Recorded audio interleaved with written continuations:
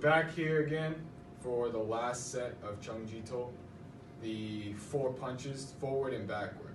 I want to make sure that you're finding some way to disengage or punch. So the way that we had the punching on this side, palm here, palm, breaking it down this way and setting away, this is still supposed to be the reactive punching hand.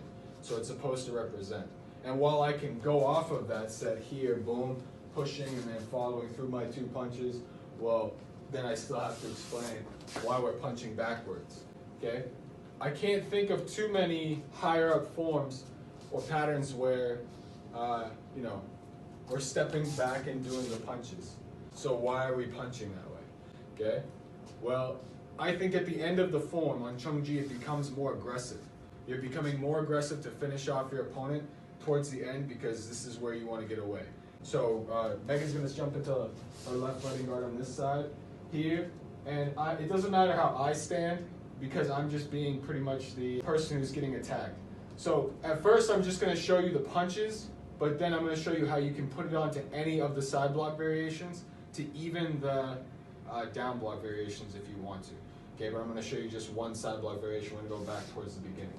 Okay, so from here she throws 1, 2 forward, just like in the form on this side, back up here, and I'm covering my face.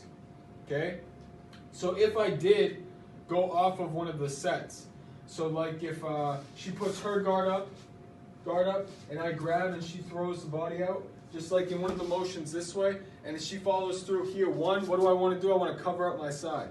So you can base it off of that. Okay, going back just a little bit here. Throws the 1, 2, 1, 2. I'm covering on this side. Maybe I backed into a wall. Maybe, I started something I didn't really want to get into, and then my hands go up because she's hit me square in the nose, being reactive, hitting the nose, put it up to my face. Okay, I'm guarding. Okay, here, the motion is that Megan sees that there's hands in the way. Okay, punching the face. So your backwards motion is pulling one of the hands down and following through to hit on this side, okay? So here, I have my hand up right now because I know that it's gonna come here. I'm showing where it can be contacted. But Megan doesn't care if the hand is here. She doesn't need to grab the hand. If the hand is there, then it's easy. But an easier thing is if a person has long enough hair is to reach and grab towards that hair, pulling them into the 4th punch, okay? Here, driving into the face. Once you grab the hair, it's very hard to control for me to lift my head and move my head out of the way. So if they have the hair, pulling in, go grab, tight, tight, tight. Here, she pulls me down. I'm gonna go to where she wants to go, even though I can try to resist, pull hard. Here, I can't resist, and it's easy opening, boom, on this side. So if you have the hair, the person has the hair, you can go for the hair. If somebody has the uniform top on, you can pull for that 4th attack, driving the fist into the head. Okay? So we have uniform top, you have the hair, it's whatever you can grab, right? So one of the bigger things is that I'll hear is that, well, I don't want to grab the hair. That's something a girl would do, something stupid like that. We're doing self-defense. We're not doing, this is a street fight. Okay? We both agreed to fight each other. Our chests are pumped out, and that's it. No, there's 2 things that are focused in especially in ITF Taekwondo. Is that one, when I'm doing this set, Boonhae, I'm focusing on self-defense application for the movements. The second part is it's a military martial art. So whatever is the quickest and the most efficient. If what you can grab is the hair, okay, then that's what you grab, okay? If what you grab is the collar, okay, then that's what you can grab. If you can grab a hand, then you grab the hand and pull back. It doesn't make a difference what you're grabbing. You need to utilize this hand. This is pointless if you don't use it for what it's for, okay? I need to pull, pulling hand. Not, I'm generating more power because I'm pulling my hand back. If you do that in reality, I pull my hand back to throw more power, you already get socked in the face, okay? Use it to pull. You're pulling your opponent into your attack, okay? Again, left guard. Okay, I'm here. She follows through with 1, 2 first, pop, pop here, back up. Here, I'm putting my hands up. She grabs my hand first because it's the first thing in the way, pulling, pop, move forward. Here, grabs the closest thing possible, doesn't matter what it is, backs up, and pop. Okay, punching to the face. Now, I can explain it this way. She comes forward with 1, 2. 1, 2, I put my guard up, protecting my face. She grabs my hands, pulls me for the first set here. Now, when she pulls me and hits me on this side, whether it be she grabs my hand, my hair, my collar, it's going to be, if she grabs my hair, it's going to be the perfect angle for where my solar plexus is when she pulls me back, right? Pulling back this way, this is the punch, following through to the face.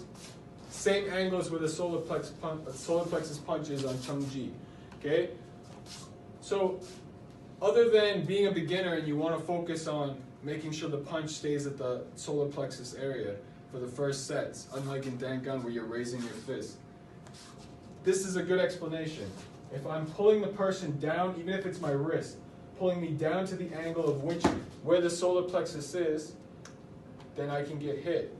Okay? Somebody who has a big chest, abs, okay, anything, a big gut, anything like that, it's going to be very hard to make it impact through, no matter what the biomechanics are of wave motion or hip rotation. It's easier to set them off balance in some way, take them off the line, and attack to create a better angle.